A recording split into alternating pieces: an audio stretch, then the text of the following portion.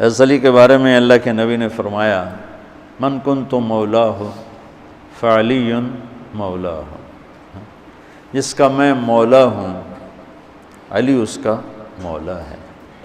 اور یہاں مولا سے مراد دوست نہیں ہے، یہ ہم دوست کا ترجمہ کرتے ہیں آقا، سردار، جس کا میں سردار ہوں علی اس کے سردار ہیں۔ اس کے پیچھے ایک کافی پس منظر میں بہت سی چیزیں ہیں، ان کی صفائی کرنے کے لیے میرے نبی نے غدیر خم پر یہ حدیث بیان فرمائی خطبے میں کہ جس کا میں مولا ہوں اس کا علی مولا ہے۔ تو یہ چند دن پہلے مجھے خیال آیا کہ ہمیں حضرت علی نہیں کہنا چاہیے، ہمیں مولا علی کہنا چاہیے، کہ میرے نبی ہمیں ان کو ہمارا مولا بنا کے گئے ہیں۔ ہم سمجھتے ہیں صرف یہ شیعہ کہتے ہیں مولا علی، وہ صحیح کہتے ہیں، من کنت مولاہ فعلی مولاہ۔ آپ سب کے چہروں پہ میں حیرانی دیکھ رہا ہوں،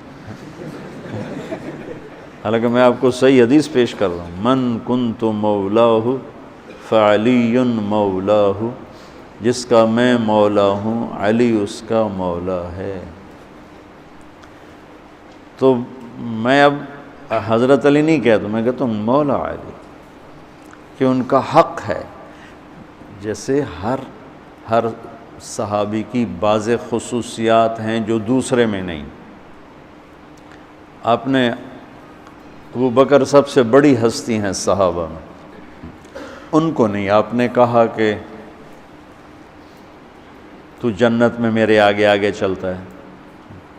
بلال کو کہا کیا بات ہے، جب جنت میں جاتا ہوں مجھ سے آگے آگے چلتا نظر آتا ہے، جزوی فضیلت۔ سارے لوگ پیدل چلیں گے، میں براق پہ چلوں گا، میرے نبی نے فرمایا، اور بلال میرے آگے سرخ اونٹنی پہ بیٹھ کے چلے گا، یہ جزوی فضیلت۔ جنت میں جانے لگوں گا تو جنت کی سواری کی لگام ایسے نیچے گرے گی۔ نیچے گرنے کا مطلب ہے کوئی ڈرائیور آئے گا، کوچوان آئے گا جو چلائے گا، تو بلال حبشی کو یہ رسی پکڑائی جائے گی۔ تو اس طرح یہ جزوی فضائل کسی کے کسی طرح، کسی کے کسی طرح ہیں۔ تو مجھے خیال ہے کہ ہم اہل البیت کے حق میں بڑی کوتاہی کرتے ہیں، بہت کوتاہی کرتے ہیں۔ ہم اللہ کے نبی کی اولاد کے تذکرے نہیں کرتے، اس سے ان سے محبت کی گرمی بھی نہیں پیدا ہوتی۔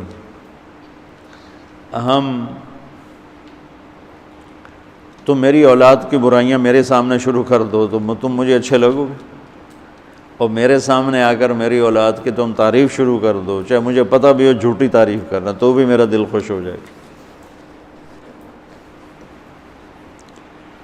تو ہم نے نا اللہ کے نبی کے گھرانے کے بارے میں بہت کوتاہی کی ہے، بہت کوتاہی کی۔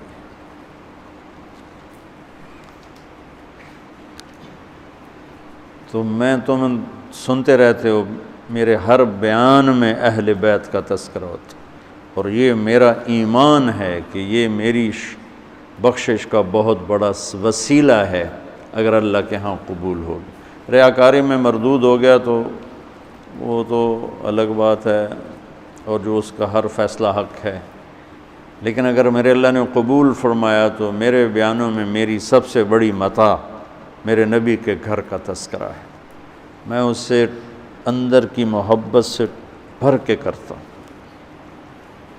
اور اپنی کوتاہی پر اور امت کی کوتاہی پر استغفار کرتا ہوں کہ ہم نے اپنے نبی کی اولاد بھلانا تو کیا ہے، 60 سال میں کیا کر دیا، ذبح کر کے رکھ دی۔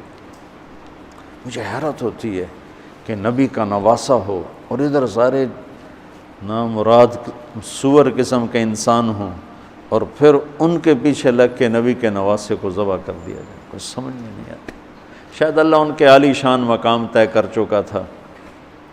جب وہ سب ساتھیوں نے کہا نا کہ اب واپس چلیں، وہاں ابن زیاد آ چکا ہے، واپس چلیں، تو فرمایا کہ نہیں مجھے جانا ہے۔ ان کا تم موت دیکھ رہے ہو، کیوں جا رہے ہو؟ کہا مجھے میرے اللہ کے نبی خواب میں ملے ہیں انہوں نے مجھے کچھ بات فرمائی ہے، لہذا مجھے جانا ہی جانا ہے۔